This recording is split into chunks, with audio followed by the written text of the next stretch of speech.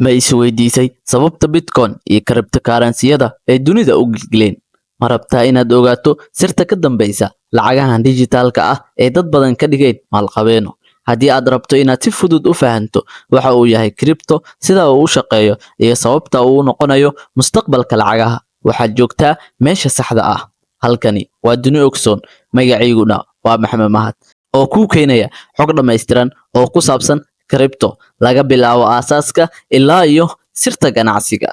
Haddii aad tahay qof cusub ama mid raba inuu maalgashi sameeyo, subscribe saar oo aan safarka wada bilaawno.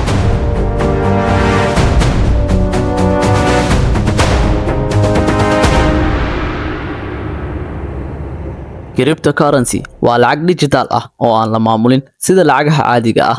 Waxay ku shaqaysaa decentralized ah, taasoo la micno ah inaysan jirin cid kaliya oo xakamaysa sida bangiyada ama dowladaha.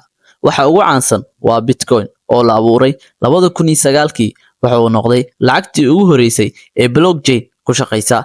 Laakiin maanta waxaa jiro kumanaan cryptocurrency sida Ethereum, Binance Coin iyo Solana. Laakiin maxay kaga duwan yihiin lacagaha caadiga ah? Ma xakamayn karaan dowladaha, mana jirto cid joojin karta ama xanibi karta. Waa ay ka dhaqsi badan yihiin xawaaladuhu, waa ay dheereeyaan, qasabna ma ahan bangi. Waa ammaan, blockchain-keedu waa mid aad u adag in la jabsado. Laakiin waa khatar, sicir bararka iyo khataraha suuqeedu waa ay sareeyaan. Qaybta labaad, siday u shaqeeyaan blockchain decentralization. Si aad u fahanto crypto, waa inaad fahantaa blockchain, taasoo ah buug xisaabeed dadweyne oo ay maamulaan kumanaan kombiyuutar ah. Siday u shaqeyso: markii aad lacag u dirto qof, macluumaadka xawaaladaas waxaa lagu kaydin doonaa block cusub. Blogyadaas way isku xiran yihiin si isku xirnaan, waxaana lagu haysaa sarfiro badan oo dunida dhan kala yaala. Tani waxay suurtagal ka dhigaysaa in macluumaadkaas aysan wax isdabamarin ah ama been abuur ah ka dhicin. Blockchain waxa uu keenay wax weyn oo maamul la'aan ah, taasoo ah in aysan jirin cid kaliya ee crypto maamusha. Haddaba, maxay yihiin lacagaha kala duwan ee cryptada? Qaybta saddexaad, noocyada cryptada: Bitcoin, altcoins iyo stablecoins. Waxaa jiro 3 qaybood oo waaweyn oo crypto ah. Bitcoin waa aabaha cryptada, waxaana loo yaqaanaa digital gold, waxaana dad badan u isticmaalaan sidii kayd lacageed. Altcoin kani waa dhammaan cryptocurrency-yada ka duwan Bitcoin.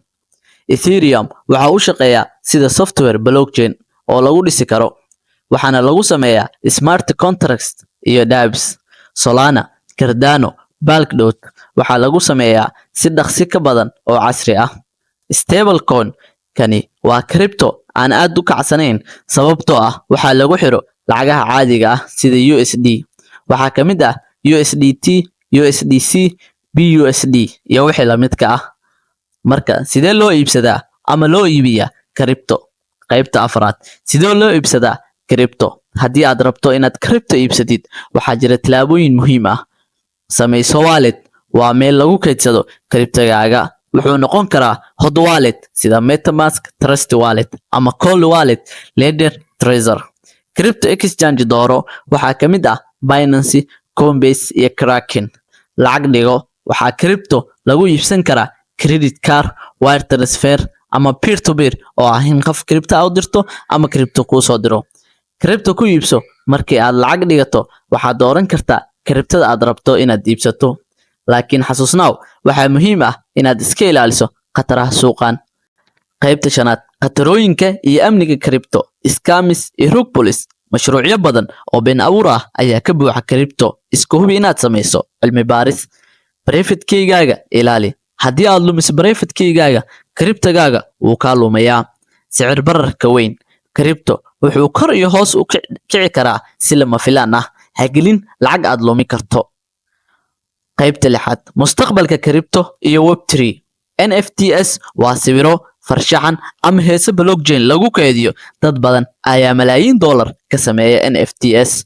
Metaverse, duni dhabta ah oo lagu dhex dhisi karo crypto, sida decentralized sandbox. Decentralized finance, bangiyo aan cidna ku xukumin, halkaas oo aad lacagta dhigan karto ama han karto ama ganacsi adigoon bangi u baahnayn. Crypto waa mustaqbalka, laakiin si aad ugu faa'iidaysato waa inaad wax ka barataa sida uu u shaqeeyo.